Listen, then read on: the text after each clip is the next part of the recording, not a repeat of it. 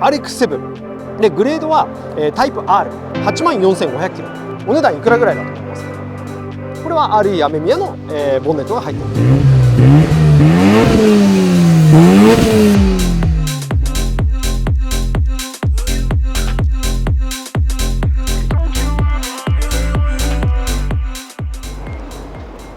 はい、吉井君こんにちは。こんにちは。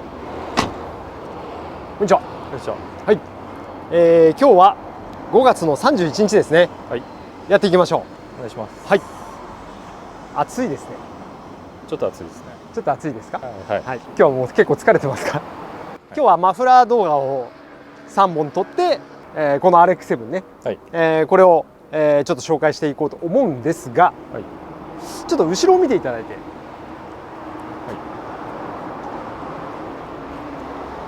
なぜかもう無人なのにテールランプがつきっぱなしになってしまっているというね。ついてます。はい。ブレーキランプね。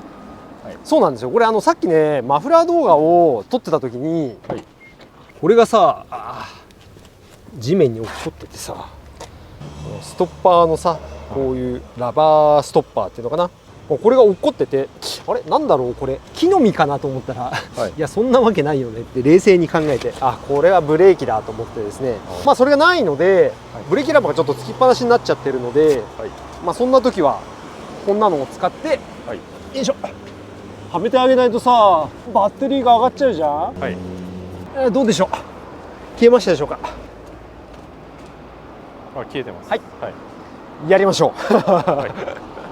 まあ大した値段のパーツじゃないんでね、はい、これ結構多分旧車あるあるで、はい、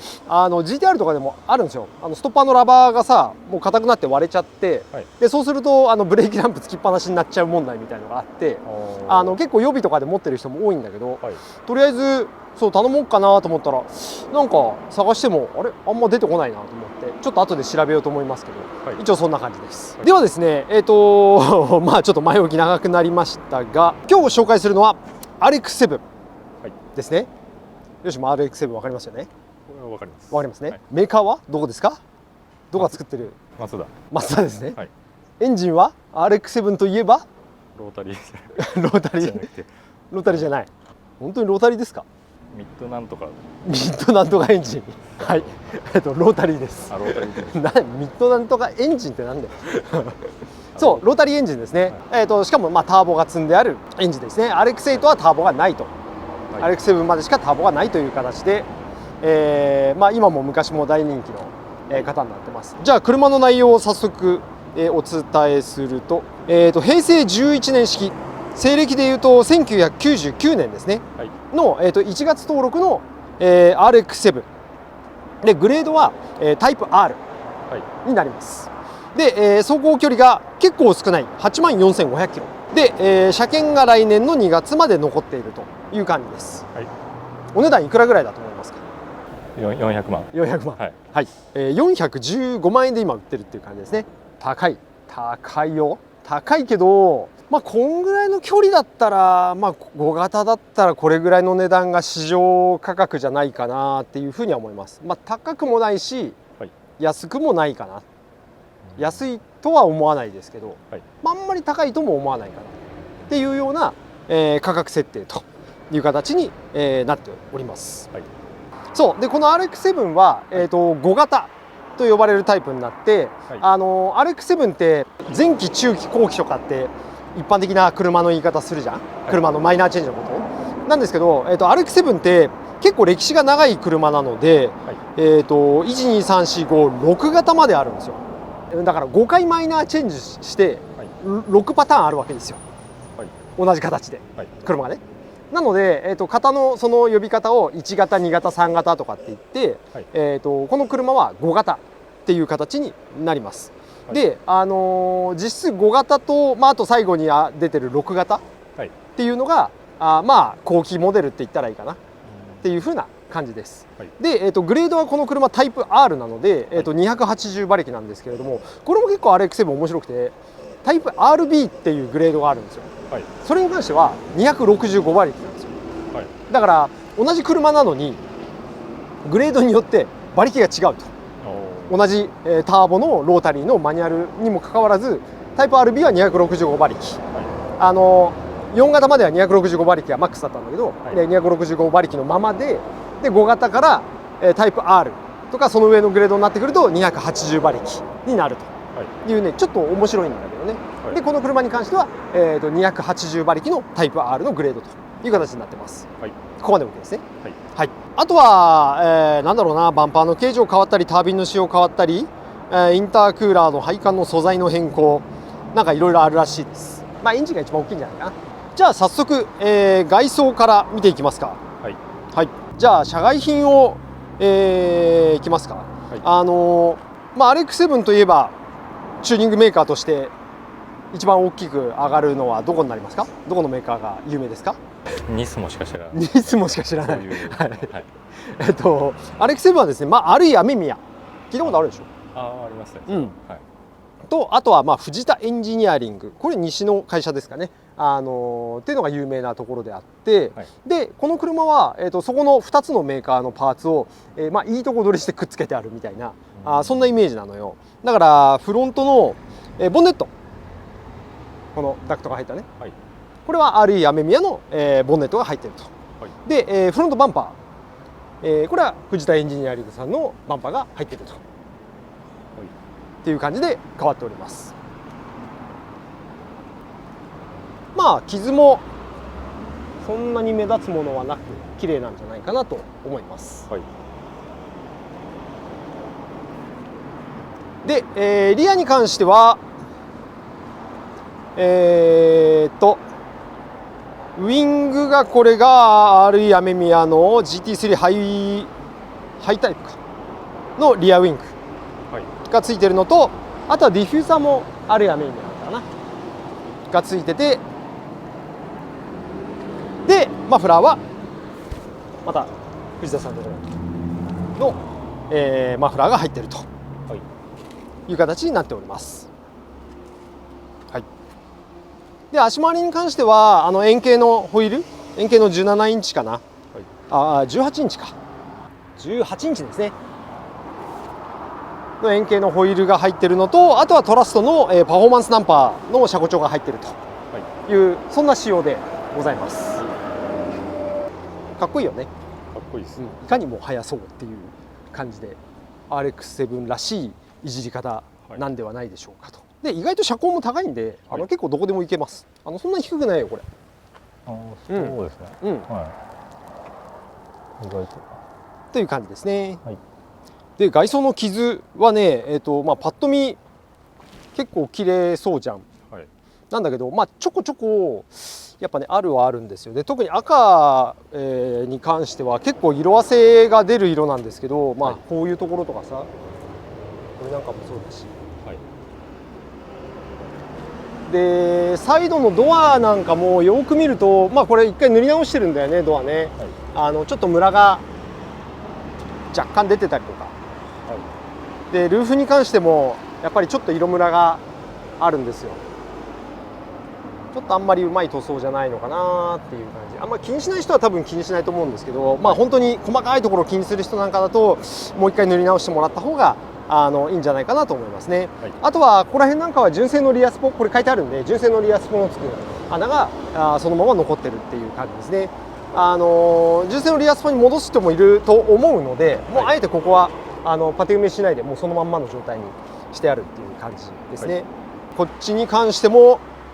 ミラーにちょっと色あせ、クリアのこんなのが出てたりっていうのはあります。うちに入ってくる車の中ではどうだろうな、中ぐらいのクオリティって感じ、めちゃめちゃ程度いいですよっていう車の紹介の仕方をいつもね、車によってはしてるじゃん、してるんだけれども、この車に関してはこんな感じですみたいなイメージじゃないかな。でもどうにも修復できないようなところは全然ないので、このままでもいいし、気になる人は直してもらって乗ってもらえればいいんじゃないかなっていう、それぐらいのレベルなので、全然いいと思いますね。一応記録簿も平成28年と30年、令和4年で、点検の一応記録簿もあるという形の車です。で次今度内装ですね。内装はもうほとんどノーマルで、はい。もうステアリングからメーターからシフトから、ほとんどノーマルで、ついてるのが、コンピューターがこれ APEX の PowerFC のコンピューター入れてあって、でそれの、FC コマンダーですかね、それも一応ついてるという形になってます。多分吊るしの状態でつけてるんじゃないかなっていう感じですね。でシートはノーマル、ハンドルもノーマル、ハンドルは純正でナルディですかね。はい、メーターもノーマルという形でございます。はい、で、これも RX7 あるあるだと思います。ここの小物入れ、肘置くとね結構割れちゃうんだけどさ、例外なくこの車も割れていますという感じです。こういうところは気になる人は直してください、って感じですね。はい、であとは後ろのシートが、後ろのシート結構 RX7 ってビリビリに切れちゃったりとかしたりするんですけど、まあこの車はそんなに切れ目もなくっていうか特になく綺麗じゃないかな。まあちょっと汚れは落とせばいいんで、っていう感じですかね。はい、こんな感じでございます。であとはリアハッチ、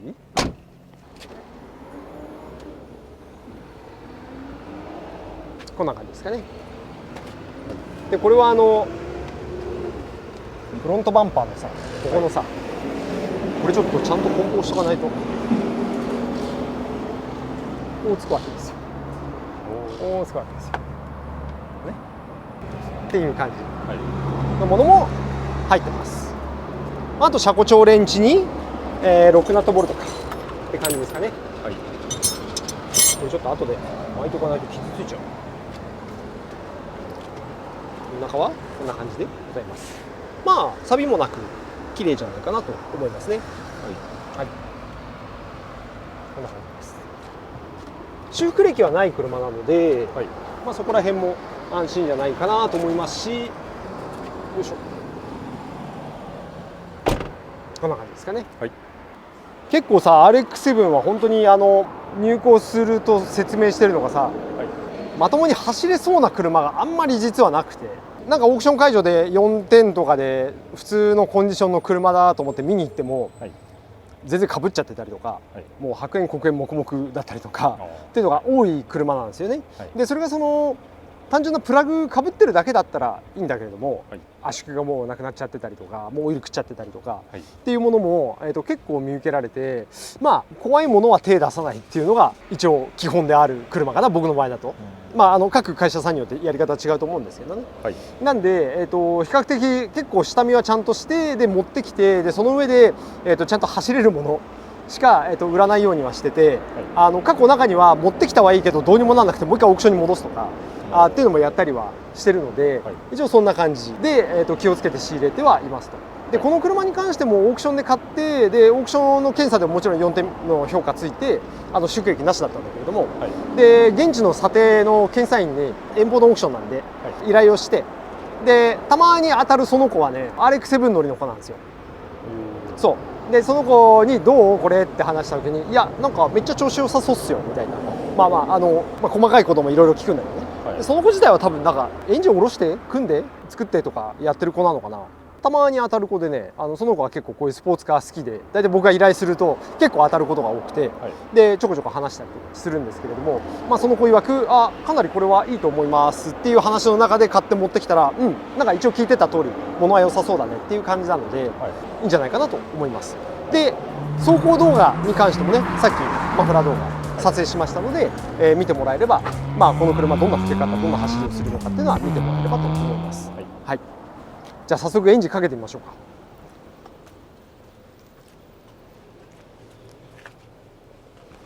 よいしょ、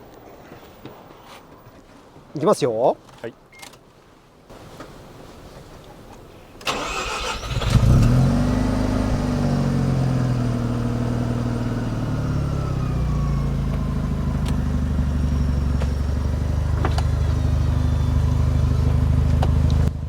アイドリングも安定してるし、ちなみにちゃんとリトラクタブルヘッドライトも動きますからね。左手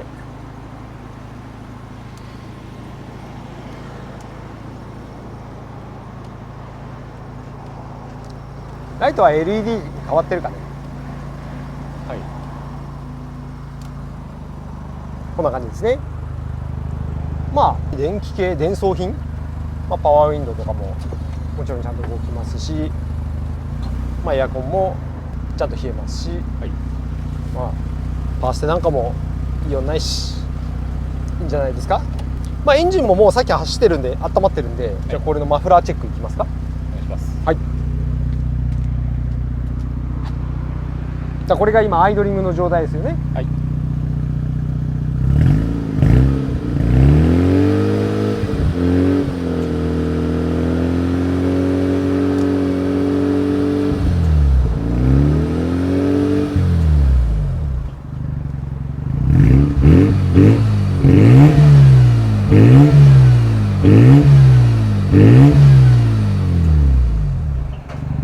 でちょっと回しますよ。はい。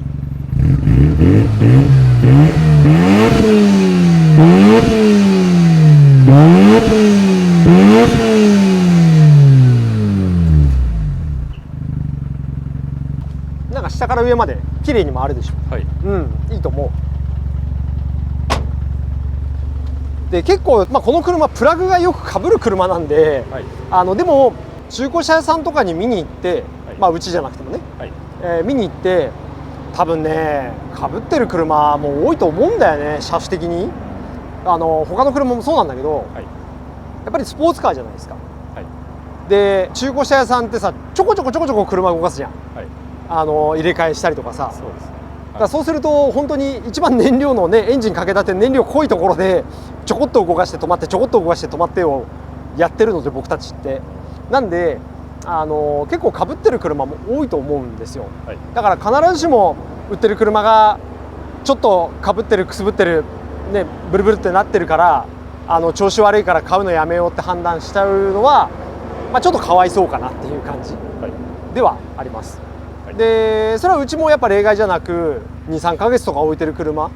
とかで置き場によってこうちょこちょこ動かしてる車なんかうわやっべまたかぶっちったみたいな、っていうところもあったりとかするので、うちの場合なんかはね車検残ってる車が比較的多くて、でかつ自社の名義に全部変えてますので、結構夜とかパーッとこう帰りさ走ってちょっと回してあげてこうプラグのカスを飛ばすっていうんですかね、でやってあげたりとかしてまた調子を復活させたりとかするんですけれども、一般の中古車屋さんってさ、ね、従業員の人が勝手にその車夜乗って帰るわけにはいかないじゃん。当たり前だけどさ、だからそこら辺はRX7 買う時はちょっと調子悪いからっつってこれはプラグですかどうですかみたいな、それで治りそうですかって聞いてもらってもいいんじゃないかなとは思いますけどね。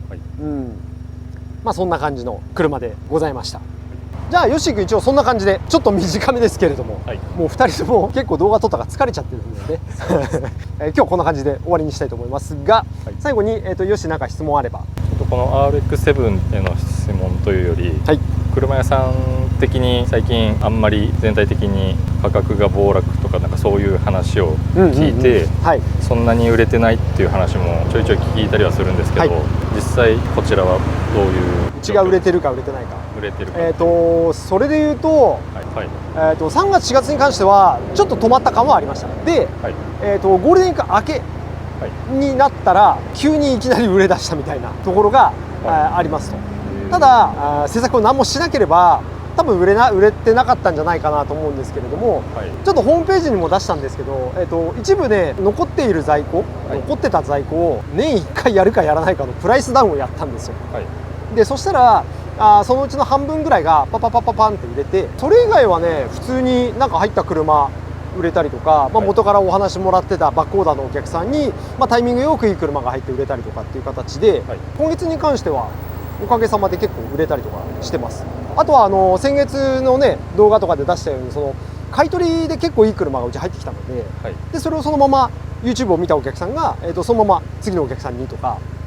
今の既存の顧客さんの紹介とかで、YouTube 見たこれありますかっていうので、来てもらって買ってもらったりとか結構あったので、おかげさまで5月はむしろめちゃめちゃ売れてるっていう感じ。そうなんですね。ただ一般的な中古車業界で言うならば結構厳しいんじゃないかな。厳しい。うん、輸出も若干止まってるし、中古車相場も下がってるし、はい、で今ちょっと戻したけどね、円高にも触れてたんで、はい、だから買う人にとってはちょっと狙い目なんじゃない？価格交渉とかしやすいんじゃない？俺も多分お店に誰かお客さんいらっしゃって、在庫の長い車、3ヶ月ぐらい置いてある車を、ちょっとこれ安くなんないですかって言われたら、安くしてでも売りたいなって思うところはあります。1年前とか2年前とかだったら変な話、売るのはあんまり難しくないんだけど、仕入れが難しかったんで、あんまり売りたくないぐらいな予定だったんで、はい、当時は値引きのお話もらっても、いやちょっとうちはそういうのやってないんですって話だったんだけど、はい、今は逆に言うと、うちでもちょっと下げてでも売りたいなって思ってるぐらいなんで、はい、多分他の会社もそうなんじゃないかなと思います。今がチャンスです、買うなら。なるほど、はいはい、ただそれでも円安円高の話になると、130円が今140円近くなっちゃってるのかな、はい、っていうと多分 7,8% ぐらいは上がってるってことなんですよね、はい、だからそうすると500万の車だとしたら 8% 上がるっていうと540万になっちゃうんですよね、はいはい、で特にこの古い系のスポーツカーは輸出相場にも影響が出ると。で輸出相場はだいたいドル換算で計算しますんで、はい、さっき言ったように 5%、8% 変わると500万円ぐらいの車でも簡単に30万、40万変わっちゃうので、はい、うん、そこら辺は注意してほしいなと思います。今ちょっとね円安にまた触れてきてるので、はい、また値段が上がってくる可能性もゼロではないんじゃないかなという感じでございます、はい、こんなところでしょうか。ありがとうございます、はいはい、だからこれも一応売れてたりとかちょこちょこ売れて、だからインテグラ前回紹介した2台、はい、あれまとめて売れちゃったんで、はい、でしょ。この間紹介した3台、